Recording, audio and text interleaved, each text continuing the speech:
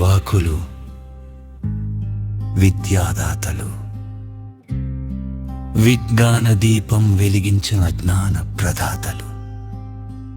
ఇక్ష్వాకుల వీరగాథ ఆంధ్రభూమి చరితలో దీప్తిగాథ.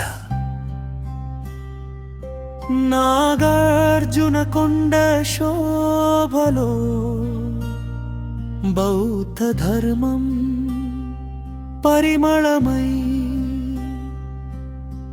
4 రాజులు 75 సంవత్సరాలు పరిపాలనని శాసనాల ద్వారా వీరి వైభవం తెలుపుతుంది ఎంతో గొప్పదని.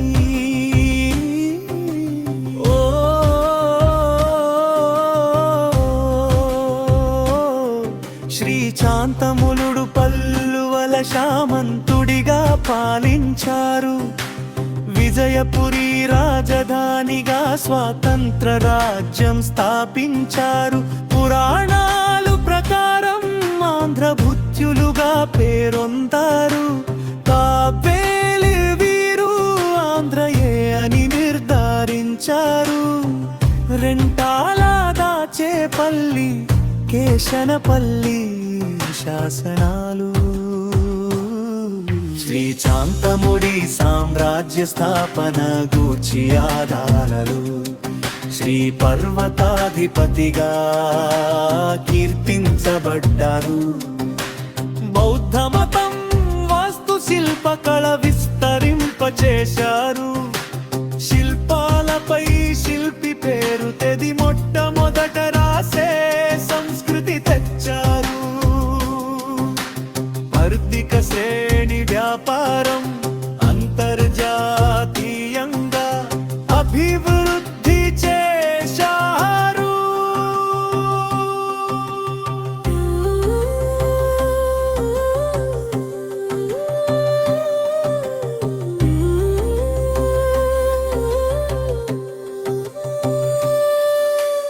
అల్లూరి జగ్గయ్యపేట నాగార్జున కొండ అమరావతి ఒప్పుగుండూరు శాసనంలో వీర పురుషుడు గాథ పేర్కొన్నారు.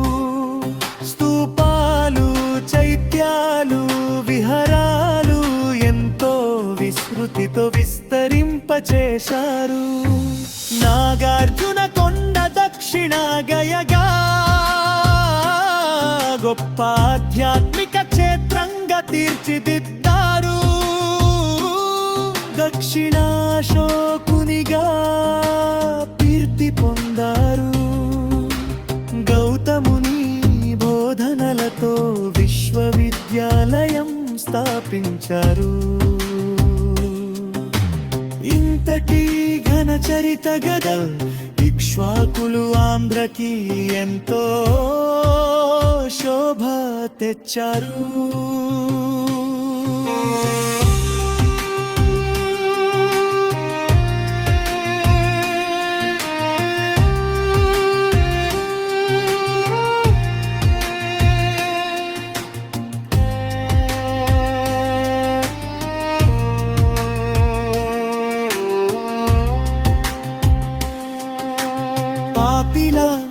పుష్పగిరి నిర్మాణాలు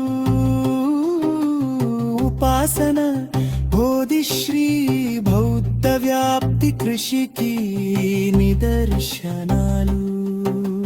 దక్షిణ భారతదేశంలోనే మొదటి దేవాలయాలు నిర్మించిన వీరి ఘనత.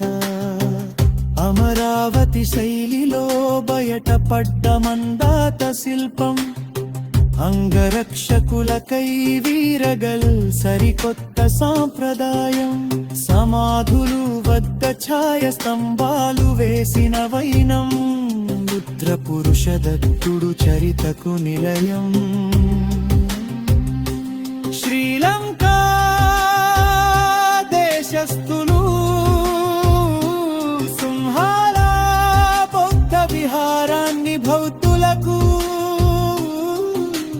బహుమతిగా ఇచ్చారు.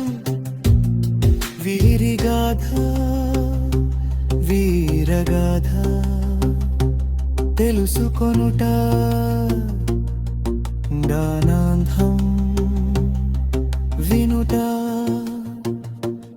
రావణనా